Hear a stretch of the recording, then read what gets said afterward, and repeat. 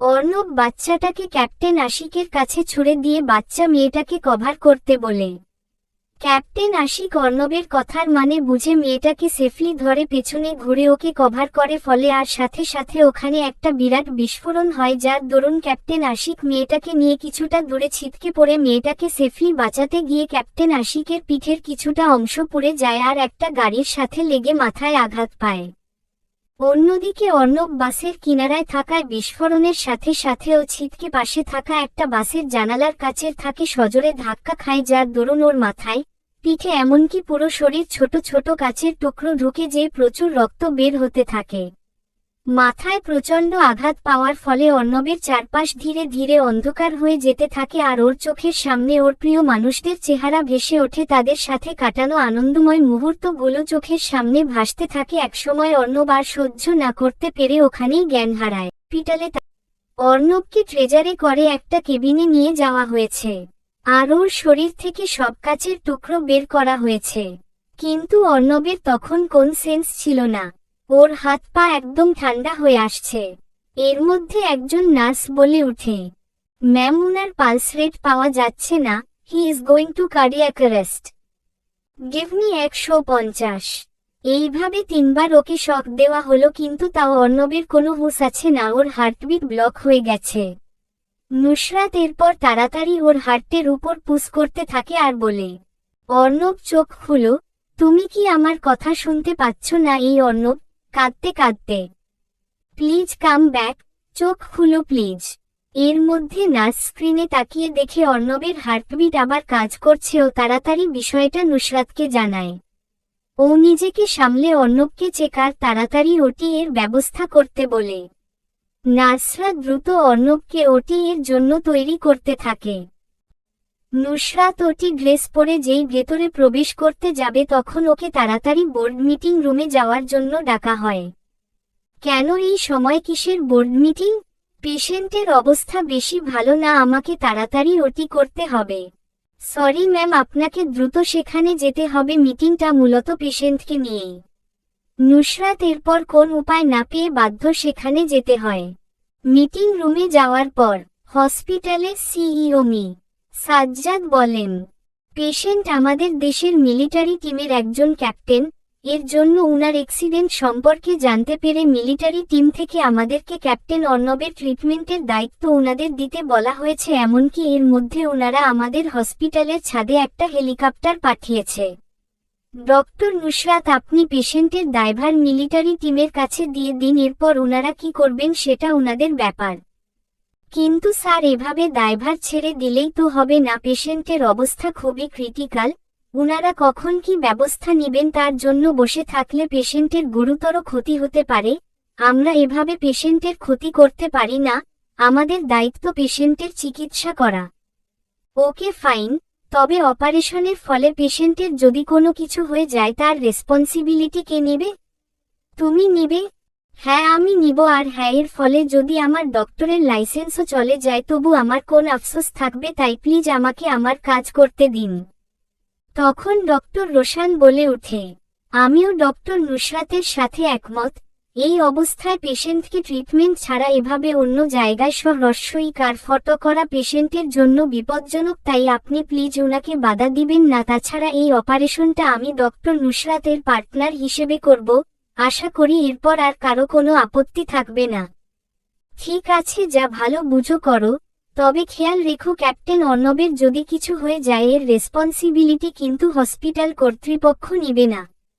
এই বলে সবাই রুম থেকে বের হয়ে যায় আর ডক্টর রোশান আর নুসরাত অপারেশন থিয়েটারের দিকে যায়। 3 ঘন্টা পর ওদের অপারেশন সাকসেসফুলি শেষ হয়। এখন অর্ণবের জ্ঞান ফেরার উপরে ওর কন্ডিশন কেমন সেটা বোঝা যাবে।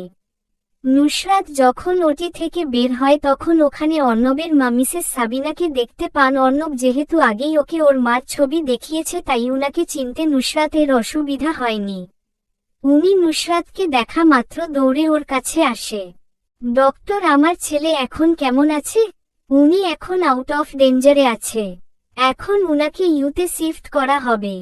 ডক্টর, আমার ছেলেটা তাড়াতাড়ি সুস্থ হবে তো?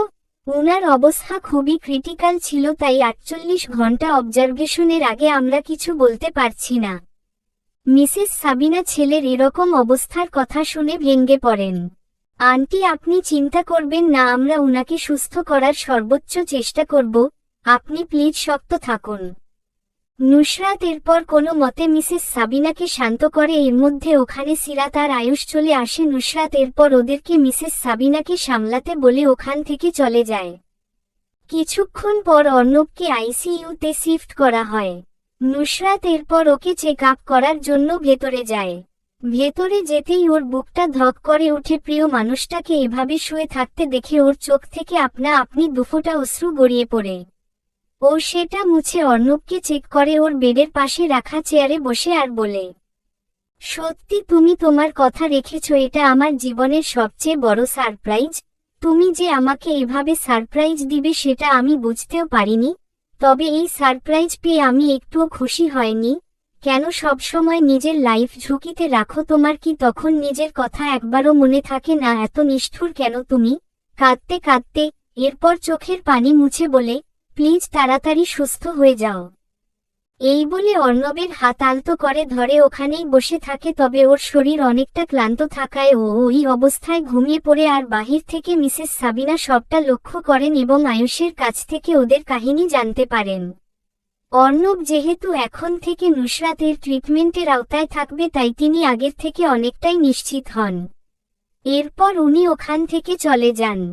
দুদিন অর্ণবকে অবজারভেশনে রাখার পরও অর্ণবের জ্ঞান ফিরে না এতে সবাই অনেকটা চিন্তিত হয়ে পড়ে।